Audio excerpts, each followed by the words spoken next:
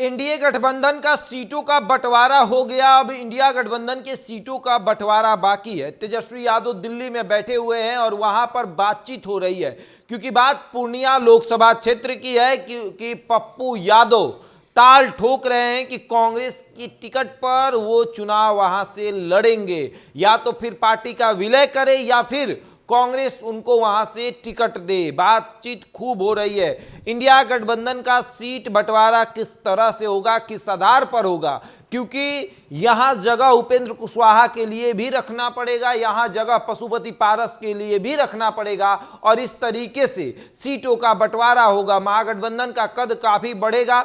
राजद, कांग्रेस और वामदल के सिवाय यहां पर पशुपति पारस की भी एंट्री होगी, उपेंद्र कुशवाहा की भी एंट्री होगी। बातचीत अंतिम दौर में है। अब बंटवारा किस तरीके से होगा? पहले तो हो रहा था कि 24, 10 और 6 का फॉर्मूला बन रहा था।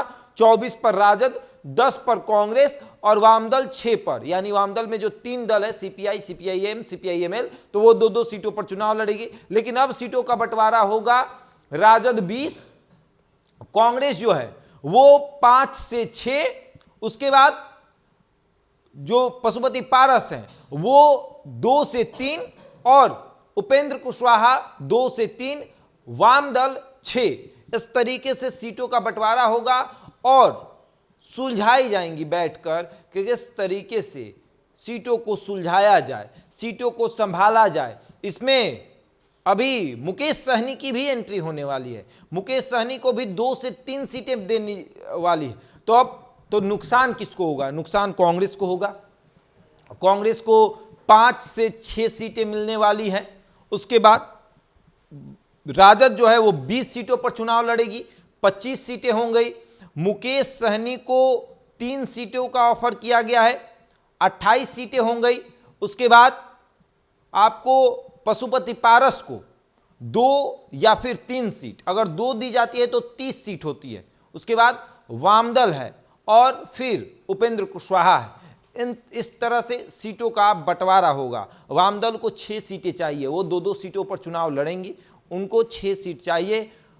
राजद जो है वो 20 सीटों पर चुनाव लड़ेगी। संभवतः यह भी हो सकता है कि 20 से 22 सीटों पर चुनाव लड़े। वो अपनी सीटें कम नहीं करेगी। कांग्रेस की सीटें कम होंगी और वामदल की भी सीटें कम नहीं होगी। नुकसान सिर्फ और सिर्फ कांग्रेस को उठाना पड़ेगा। हालांकि 24 सीटों पर तैयारी राजद की थी, अब राजद की तैयारी 20 से 22 सीटों पर सिमट कर रह गई है। काराकाट लोकसभा क्षेत्र छोड़ना पड़ेगा क्योंकि वहां से उपेंद्र कुशवाहा को देना है। हाजीपुर छोड़ना पड़ेगा क्योंकि पशुपति पारस को देना है। जमुई छोड़ना पड़ेगा क्योंकि पशुपति पारस को देना है। उसके बाद कटिहार है वो छोड़ना पड़ेगा क्योंकि उस पर मुकेश सहनी की बातचीत हो रही है। मुजफ्फरपुर पर मुकेश सहनी की बात हो रही है। दरभंगा सीट पर मुकेश सहनी की बात हो रही है। ये सीटें जो हैं वो छोड़नी पड़ेगी। उपेंद्र कुशवाहा को काराकाट आपको देना ही पड़ेगा। फिर समस्तीपुर के लिए उपेंद्र कुशवाहा मैदान में है, सीतामढ़ी के लिए, तो इन सब सीटों से समझौता करना पड़ेगा।